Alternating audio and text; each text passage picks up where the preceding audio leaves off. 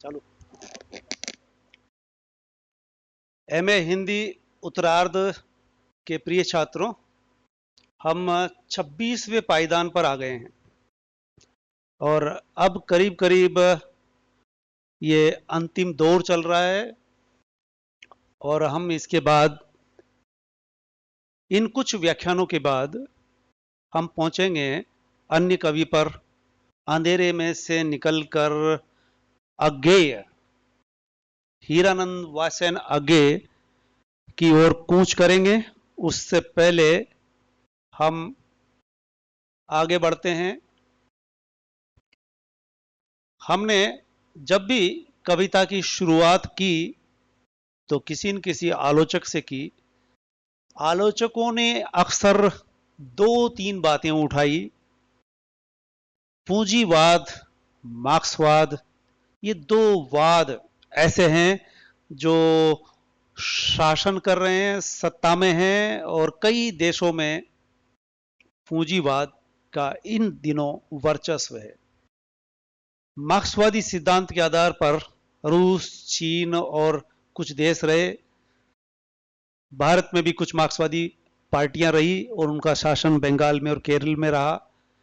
लेकिन इन दिनों न जाने क्यों वो सिमट रहा है। इसका मतलब यह नहीं है कि कोई सिद्धांत गलत हो गया। गांधीवाद, गांधी जी के पदचिन्हों पर चल करके हमने आजादी हासिल की थी। गांधी को देश कभी नहीं भुला सकता। कुछ तत्व अक्सर गांधी के विरोध में, गांधीवाद के विरोध में आवाज उठा देते हैं। एक विचारधारा के तहत, विचारधारा जब कभी परवान चढ़ती है और एक दिन ऐसा आता है कि उसका उतार आता है, इस वक्त पूंजीवाद चौओर हर देश में दिखाई दे रहा है। मुक्तिबोध ने निशाने पर लिया था पूंजीवाद को और पूंजीवाद का गढ़ है इस वक्त अमेरिका और उसके लक्षण भारत में भी दिखाई देते हैं। और भारत विशेषकर वो दूसरा शब्द का इस्तेमाल करते हैं, मध्यम वर्ग। आपकी कविताओं में अक्सर ये वर्ग दिखाई देता है। निम्न वर्ग और मध्यम वर्ग लगभग द्वंद्व की अवस्था में है। कवि की कविता सत्य की राह पर ले जाने वाली है। इस तरह से मुक्तिबोध सत्य के राही ठहरते हैं और पाठक भी जब इन कविताओं से गुजरते हैं तो वो भी सत्य के राही हो जाते हैं। हम ये कह सकते हैं कि हर जमीन से जुड़े कवि की एक पक्षधरता होती है और वो पक्षधरता उस श्रमिक के साथ, मेहनतकश किसान के साथ, मजदूर के साथ होती है, निम्न वर्ग के साथ होती है। मुक्तिबोध इस अर्थ में अनूठे और बेजोड़ कवि ठहरते हैं।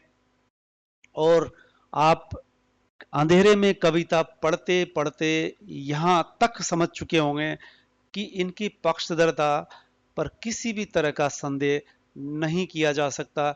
और आपकी कविताओं में न केवल कोई शहर, जिला या देश, प्रदेश, बल्कि विश्व इसमें निहित होता है।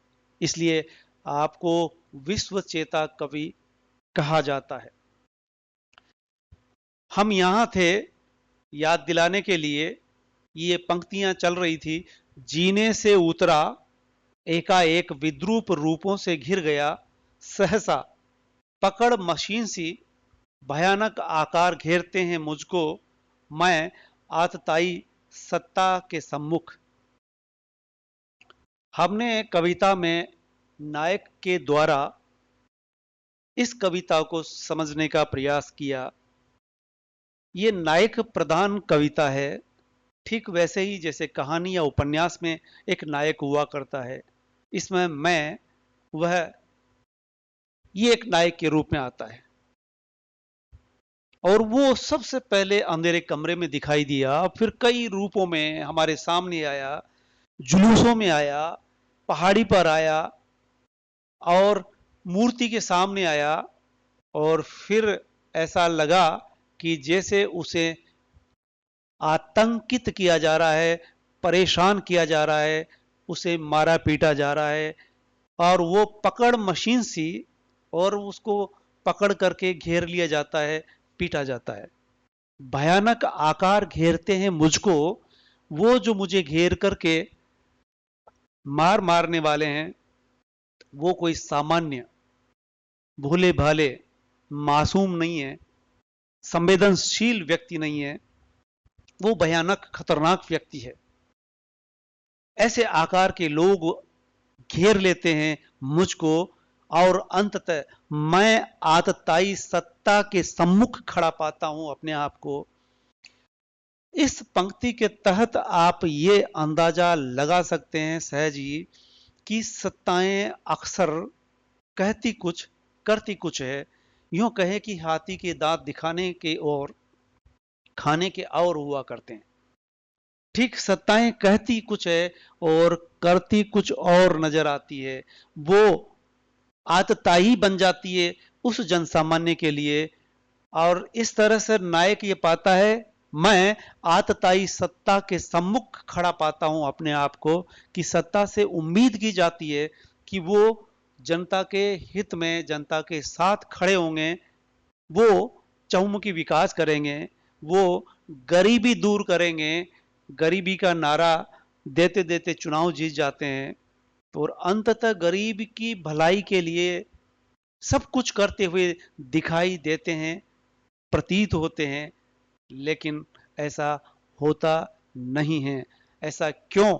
इसी पर सवाल कवि उठाता है, और हम इस तरह से पाते हैं। अब पंक्तियां देखिए।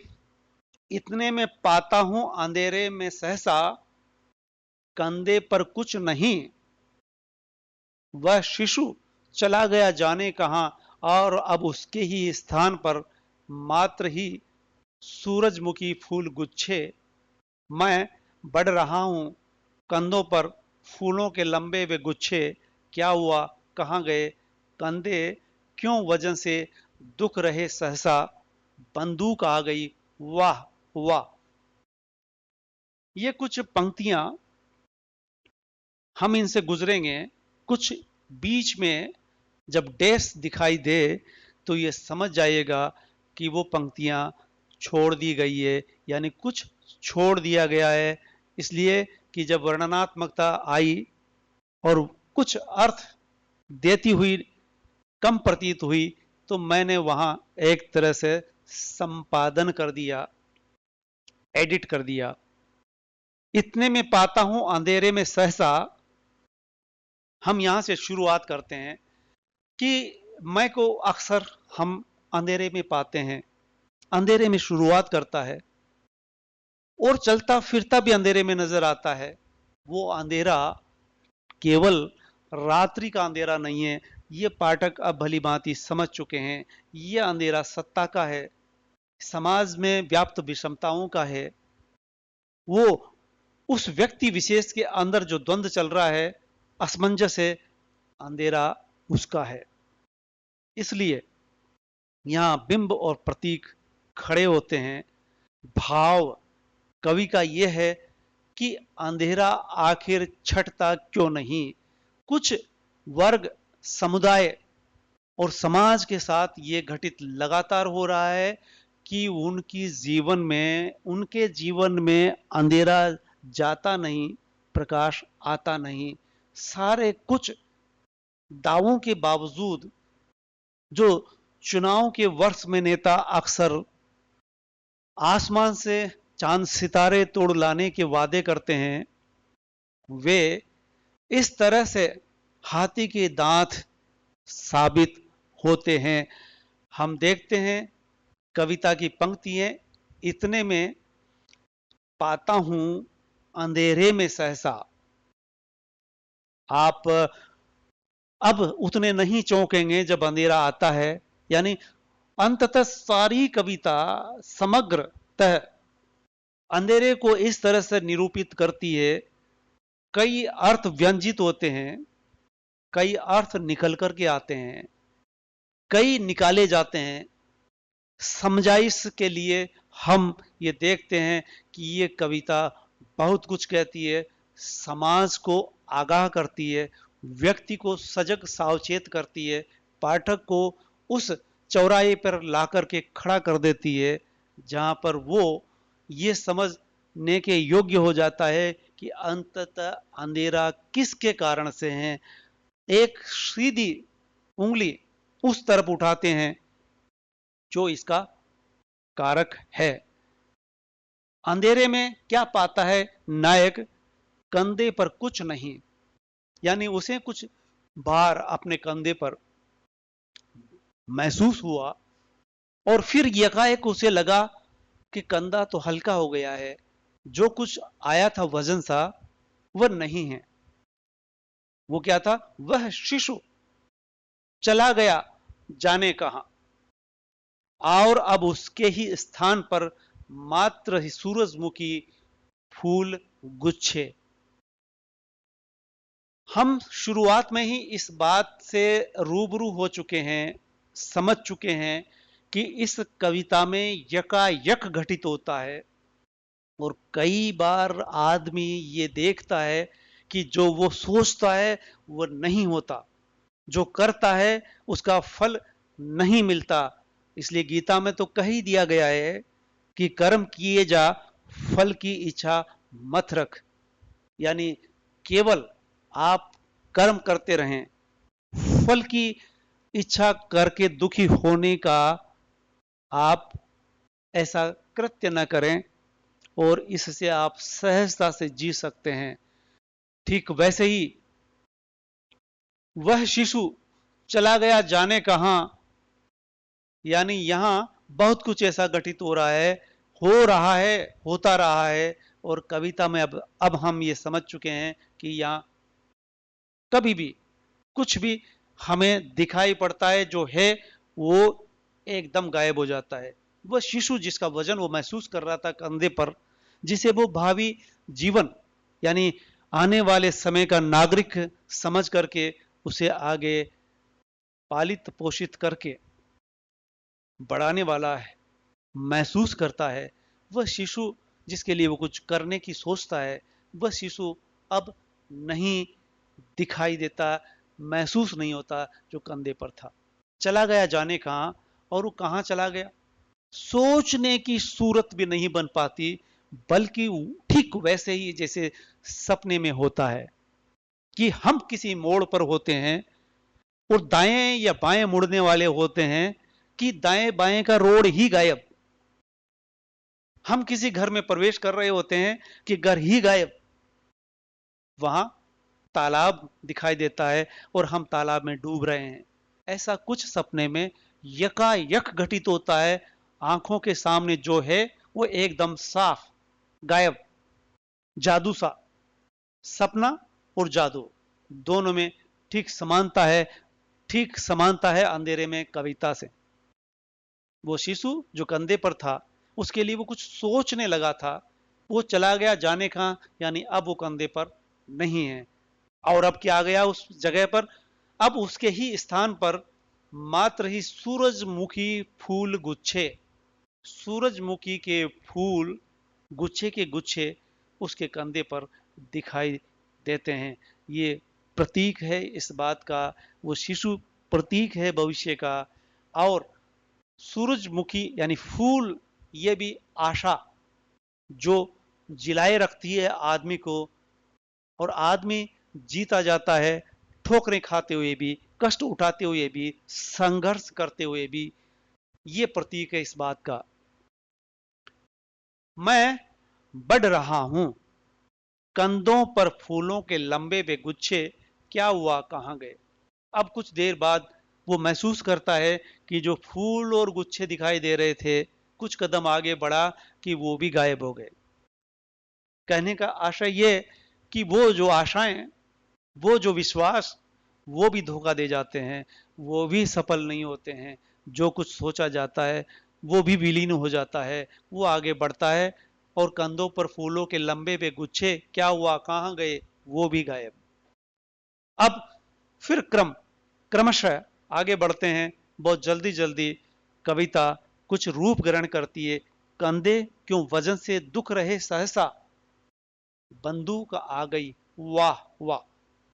ये भी एक प्रतीक है इस बात का कि अंततः वो जो सताया जाता है, प्रताड़ित किया जाता है, दबाया जाता है, जब उसका दम घुटने लगता है, कुछ ऐसे साहसी व्यक्ति कभी कभार सिर उठाते हैं, बंदूक उठाते हैं और मरने मारने पर तुल जाते हैं, उस अवस्था में कि अब कुछ यूं ही मरने से ज्यादा बेहतर है कि कुछ कर गुजरा जाए। अब उसे महसूस होता है कि उसके कंधे पर न फूल है न शिशु है, बल्कि अब तो चलते चलते कंधों पर जैसे इतना वजन आ गया है कि कंधे भी दुखने लगे हैं। सहसा ये वजन किस बात का है, और वो महसूस करता है अपने कंधे पर वो बंदूक, और बंदूक क्या काम करती है ये बताने की जरूरत नहीं है, छोटा सा बच्चा भी अच्छी तरह से जानता है, बंदूक की आवाज को भी जानता है। भारत में पैदा होने वाले बच्चे जब साल भर के नहीं होते उसके पहले दिवाली आ जाती है, और दिवाली पे हम धमाके करते हैं, छोटे बड़े बम के गोले चलाते हैं। बंदूक की आवाज से भी ज्यादा के गोले बारूद उड़ा देते हैं हम, और वो आवाज सुनता है हमारा बालक, इसलिए भली भांति जानता है कि आवाज, धमाका, बम क्या होते हैं। तो बंदूक क्या काम करती है? बंदूक अपनी सुरक्षा करती है, अपने आप को आतताई से बचाती है। हम जब असहाय हो जाते हैं और जब हमारे चारों तरफ इस तरह का घेरा डाल दिया जाता है कि वो कुछ लोग फिर ऐसे होते हैं जिसे हम नक्सलवाद, इधर भारत के कुछ प्रदेशों में नक्सलवाद की आवाज आपने सुनी होगी, माओवादी, मार्क्सवादी और नक्सली। नक्सलबाड़ी एक गांव हुआ करता था, और नक्सलबाड़ी गांव से किसानों का आंदोलन चला, और ये मार्क्सवादियों ने चलाया, किसानों की आवाज उठाई, सत्ता ने उस आवाज को दबाने के लिए किया, सब कुछ हथियार उठाए, और वहां से किसान हथियार उठा लेते हैं अपने बचाव में। इसलिए उस नक्सलबाड़ी गांव के आधार पर जो भी इस तरह से आवाज बुलंद करता है, हथियार उठाता है, उसे नक्सलवादी घोषित कर दिया जाता है।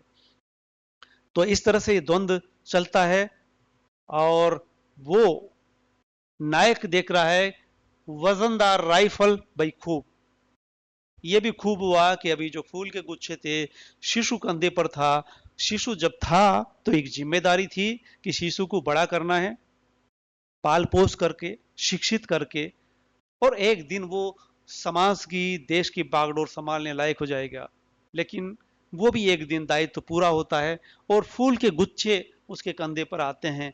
वो आशाएं फलीभूत होती नजर आती है कि जब ऐसा नहीं हो पाता, कई तरह के व्यवधान आते हैं, और उस व्यवधानों में ये स्थिति आती है कि वो फिर अपने कंधे पर एक वजनदार राइफल का एहसास करता है, और वो बंदूक क्या करती है ये सब हमने बताया।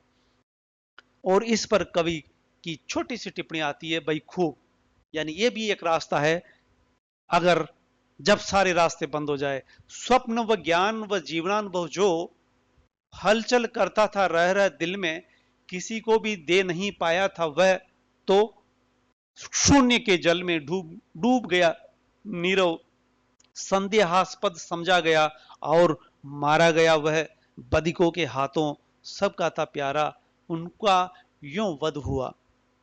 अब हम ये देख रहे हैं कि ये ऐसा अक्सर सफल हो ही, कि जो बंदूक उठा लेते हैं तो ऐसा नहीं कि वो सुरक्षित हो जाते हैं।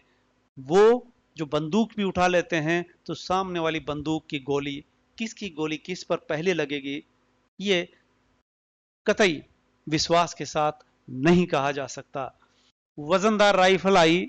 अब कवि कहता है कि स्वप्न व ज्ञान व जीवनानुभव जो, हम जो सपने देखते हैं, हम ज्ञान चक्षुओं से जो महसूस करते हैं और हमारा जो जीवनानुभव कहता है, आदमी अपने जिंदगी भर अनुभव अर्जित करता है। आदमी कुछ नहीं होता, आदमी शुरू में पशु होता है और धीरे धीरे वो आदमी बनता है।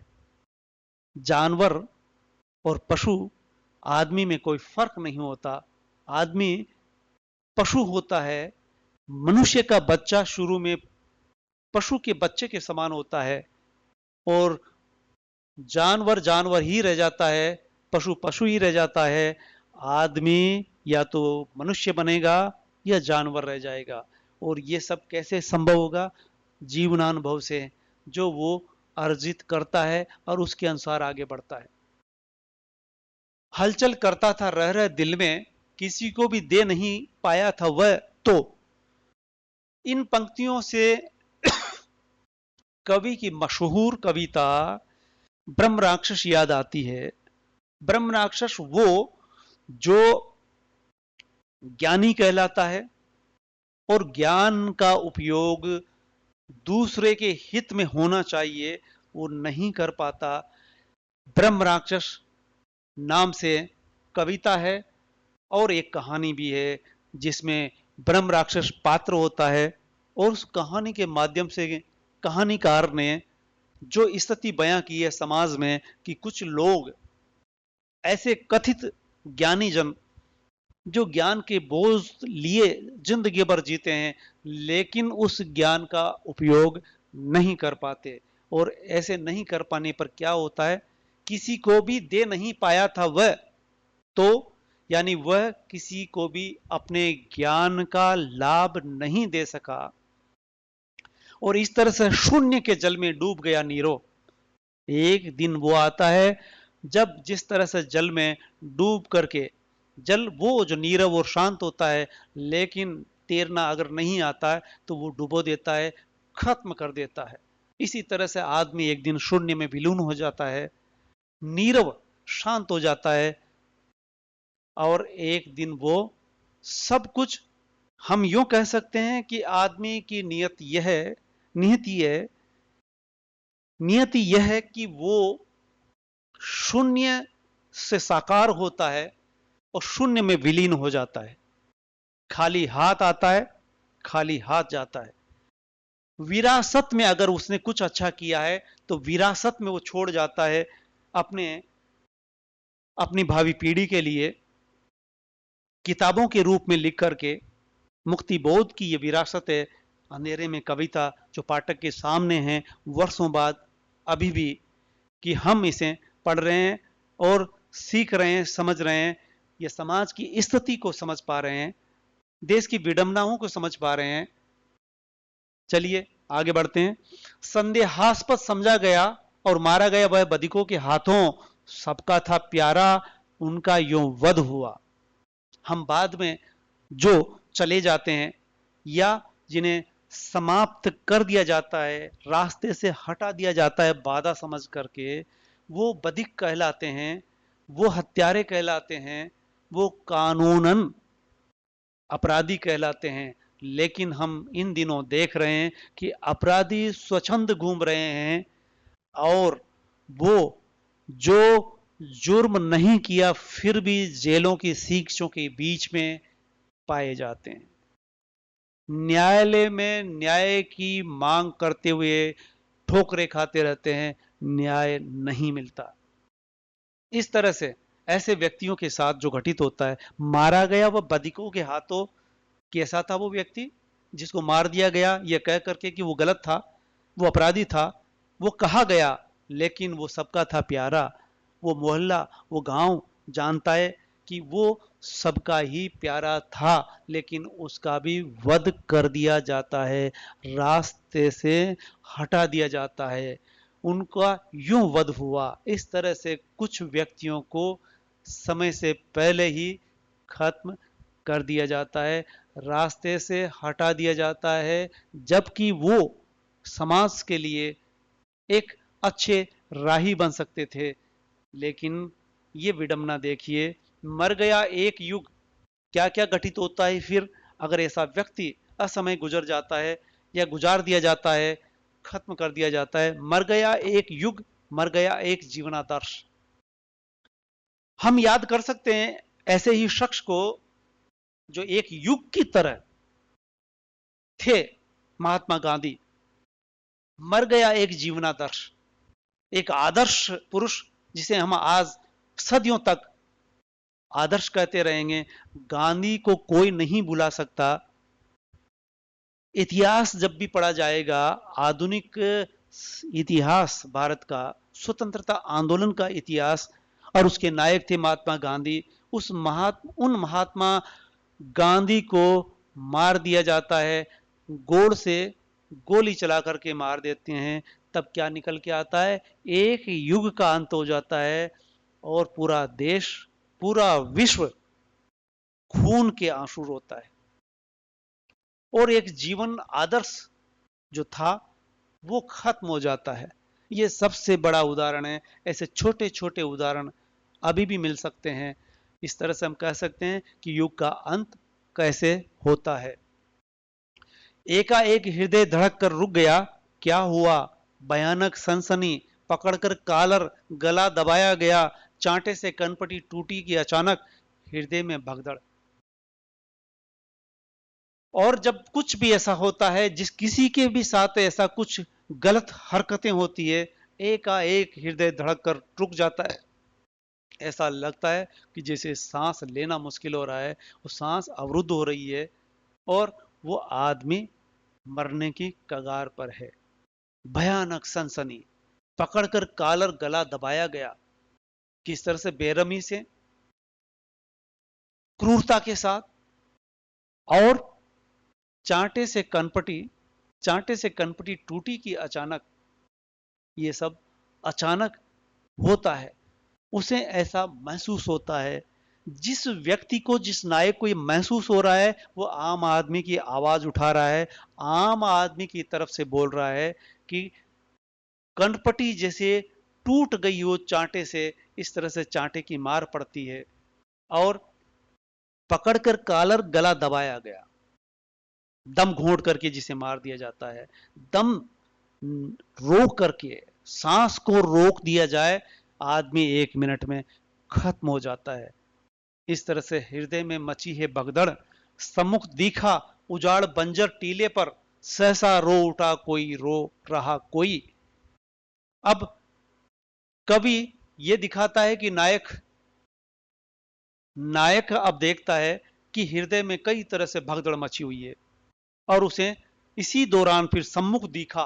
क्या सम्मुख दिखा? सामने दिखाई देता उजाड़ बंजर टीले पर सहसा। उस टीले पर जो बंजर है, उजाड़ है, वहां पर उसे देखने पर एक आवाज आती हुई सुनाई पड़ती है, जैसे कोई पास में रो उठा हो, रो रहा कोई। कोई तो है जो रो रहा है, कोई तो है जो दर्द से व्याकुल है, जो दर्द को सहन नहीं कर पा रहा है, वो ही रोता है। रोता कौन आदमी? जब वो सहन नहीं कर पाता है।